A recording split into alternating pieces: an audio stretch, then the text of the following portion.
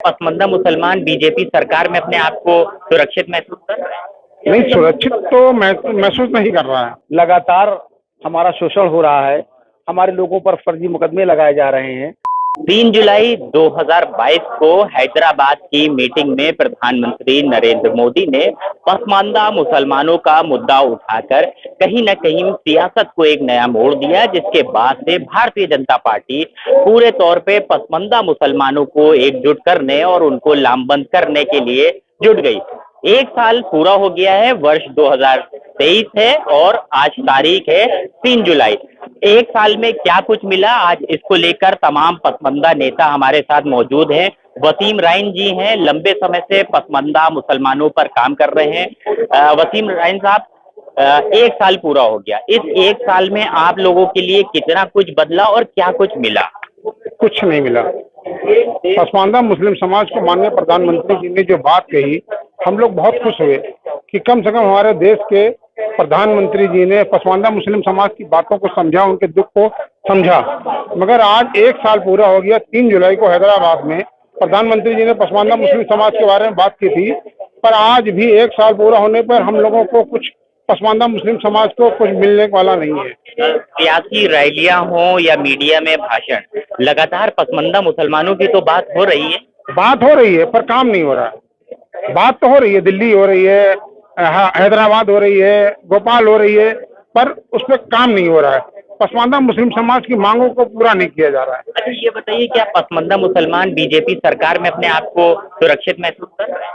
नहीं, सुरक्षित तो महसूस नहीं कर रहा है। जिस तरीके से दंगे हो रहे हैं, जिस तरीके से शोषण हो रहा है मुसलमानों का, पसमानदा मुसलमानों का जो शोषण हो रहा है, ये इससे कहीं हम लोग टिक नहीं पा रहे हैं अपनी बातों को लेकर के। जिस तरीके से आवाज उठी और पसमानदा पसमानदा कहीं ना कहीं घर घर होने लगा, तो ये सही है या सिर्फ आपको लग रहा है कि राजनीति हुई है, इससे फायदा नहीं हुआ है? देखिए, पसमानदा मुस्लिम समाज, हमारे राष्ट्रीय अध्यक्ष अनीस मंसूरी साहब ने 15 साल पहले इसकी बुनियाद रखी थी उत्तर प्रदेश में, और हम लोग उसी रास्ते पे चलते चले आ रहे हैं। अनीस मंसूरी के साथ पसमानदा मुस्लिम समाज को बहुत ऊपर तक लेकर के गया। आज बच्चा बच्चा पसमानदा को जानने लगा।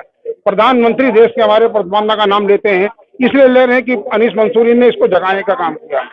हमारी जो ये पिछली 44-45 बिरादरी है पसमानदा मुसलमानों की, इनको जगाने का और इनको एकजुट जोड़ने का जो काम किया, वो हमारे अनीस मंसूरी, राष्ट्रीय अध्यक्ष अनीस मंसूरी ने किया है। अच्छा वसीम भाई, ये बताइए, क्या आपको लगता है पसमानदा सिर्फ राजनीति का शिकार हो रहा है? हाँ बिल्कुल हो रहा, शोषण हो रहा है, उसका शोषण हो रहा है। साल पूरा हो गया है, पसमानदा की बात उठी थी हैदराबाद में, प्रधानमंत्री नरेंद्र मोदी ने नाम लिया। उसके बाद तमाम राजनीतिक भाषण को, सियासी रैलियां, पसमानदा पसमानदा हुआ। इस 1 साल में आप लोग का कितना कुछ बदला?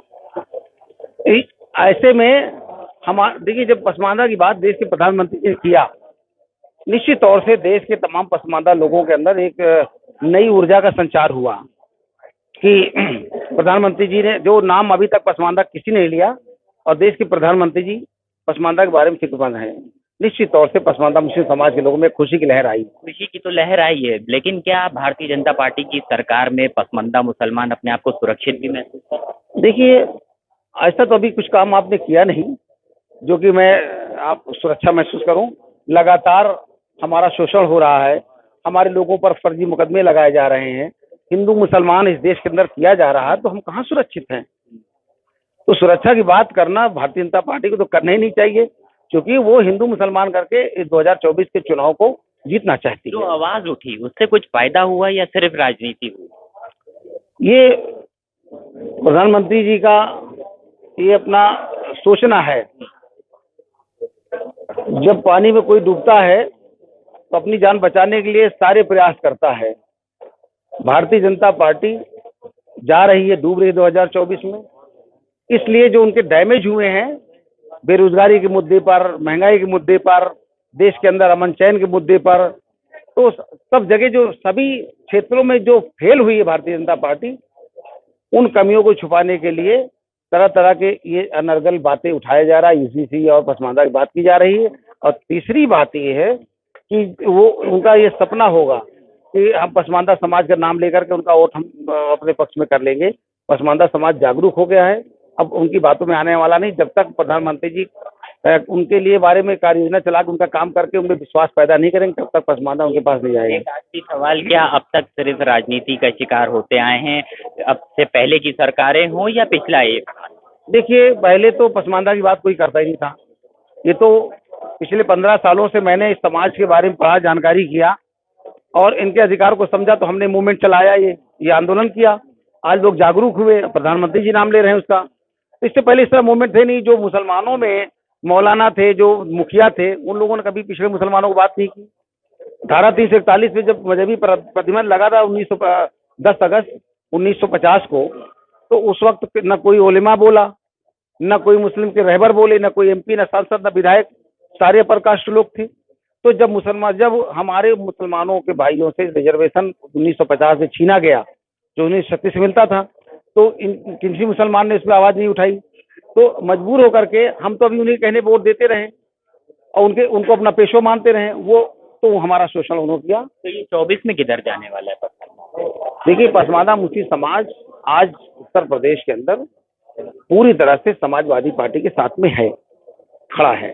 शुक्रिया हमसे बात करने के लिए। तो ये आप पूर्व मंत्री अनीस मंसूरी जी को सुन रहे थे। साफ तौर पर कह रहे हैं, पिछले 1 साल हो या इससे पहले के तमाम जो सरकारें आई हैं, पसमानदा मुसलमान कहीं ना कहीं राजनीति का लगातार शिकार रहे हैं और प्रधानमंत्री नरेंद्र मोदी को कोई ना कोई कार्य योजना बनाकर पसमानदा मुसलमानों के उत्थान के लिए काम करना होगा, नहीं तो 2024 में ये पसमानदा समाज साफ तौर पर समाजवादी पार्टी के खेमे में जाता हुआ दिखाई देगा।